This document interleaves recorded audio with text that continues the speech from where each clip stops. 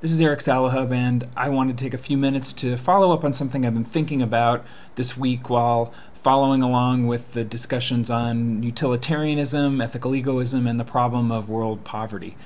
We're going to be transitioning to a unit on virtue ethics, and I guess this short screencast is supposed to do two things. Follow up on something I've been thinking about and help transition us into this new unit. We've been talking about whether there is a moral duty to save starving children if we can. And, it seems like most of us have said we don't have this kind of a duty. And I wonder what that means in the context of whether charity is even a good thing. So let's see here. I'm going to keep this screencast around 5 minutes long, so stick with me here. We've talked about three categories of morality when studying Kant's deontological moral theory. We've got, morally bad. That's when something does something that's actively wrong or fails to live up to a moral duty. And we've got morally good. I guess that's the moral hero, the person that goes above and beyond, who should actually be praised for his or her action. And then we've got this case in the middle that Kant calls morally neutral. It's not praiseworthy, it's not blameworthy, it's just morally neutral. It's neither morally good nor morally bad. And as we're getting close to the end of the semester, we might want to ask ourselves, which category do we want to fall in? Maybe we don't want to be morally bad. I haven't found anybody this semester, and in fact in the years I've been teaching online, at least no one comes out and says their goal in life is to be a bad person. Maybe we're going to be satisfied with being morally neutral. I'm not bad, I don't want any praise, I don't think I'm a good person, I'm just neutral. I'm not bad, and that's good enough.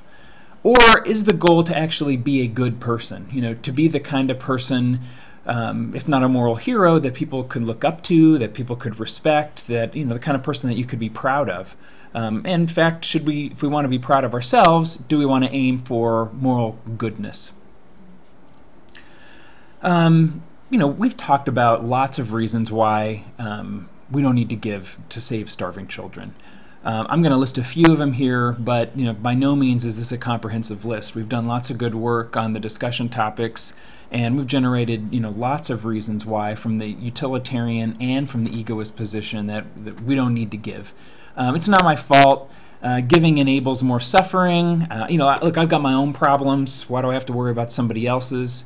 Look, other people matter more. My family, people in my town, American citizens, whatever. Maybe these starving children matter, but they don't matter as much as as some other people, and those are the people I should help. Or I just don't feel like it. I don't feel like I need to help, so therefore I'm not going to do it. Or I can't solve the whole problem. Look, I could save one kid, I could save 10, maybe heck, I could maybe even save 100 kids with a significant sacrifice. But there's thousands and thousands of kids, and so since I can't save them all, it's not worth doing. And again, not a comprehensive list, but some of the kinds of things people have said. So I'm not a bad person, but what am I?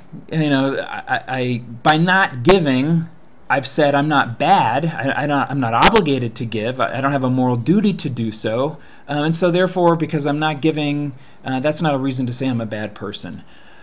But does this make me morally neutral or morally good? And what do we make of the person who is charitable, who does decide to make sacrifices to help save starving, dying children? I guess one way to think about it is the charitable person is actually morally bad. Sounds strange maybe, but many of the arguments that we brought up in the utilitarianism and the egoism discussions actually might point to the fact that the charitable person is actually morally bad. After all, many of us said, by giving to charity to help save starving children, we're making the problem worse by focusing on the symptoms, and this enables more poor choices in the future. If the utilitarian cares about promoting the best outcomes, and if giving actually makes things worse, then giving to charity is not good, it's actually morally bad. And the egoist could say something like this: look, this is a person who is sacrificing his own interests and or the interests of his family or his fellow citizens. I mean, if he's got extra money to give, why not give it to make himself happy? Why not use it to make his family happy? Or heck, why not take care of his own? Take care of other Americans. Send another check to the federal government to help pay down the national debt. Whatever. This person who's giving to starving babies thousands of miles away is actually a bad person because he's promoting, not promoting the greater good. He's actually making things worse, or he's focused on the wrong things. He should be looking closer to home. That's one way to look at it. But maybe not. Maybe he's not bad. Maybe the charitable person is just morally neutral. Look, it's saving starving children is not good. It's not bad. It's just in the middle. Look, to each his own. Some people like to save starving children. Some people would rather buy $3 coffee or whatever. And, it's all good, right? I mean, it's just all morally neutral. Or do we want to say that making personal sacrifices to save dying children is morally praiseworthy?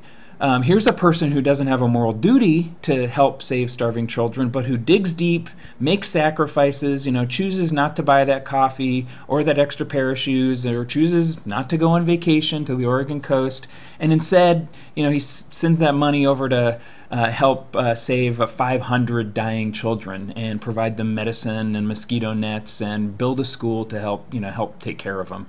And this is a person that actually deserves our praise. He's gone above and beyond, and charity's a good thing. And so, to wrap up here, I'm at 6, almost 7 minutes. What do we make when we try to compare these two people? One of them makes no sacrifices to help save starving children, and the other one does make sacrifices to save starving children. And again, I don't really know what to make of this exactly. I guess I'm certainly closer to the person who makes no sacrifices. Part of me wants to say the person who's charitable is morally good, is a better person than I am. And I'm not sure how that should make me feel. On the other hand, I don't really feel like a bad person. So I guess I'll just leave it here. And I'm going to open up a discussion thread next week for people who want to talk about this and explore this idea. Going into the virtue ethics unit, we're going to get a chance to think about what the virtue of charity means, and if this is an important virtue, what role it has in flourishing in the good life. All right, thanks everybody.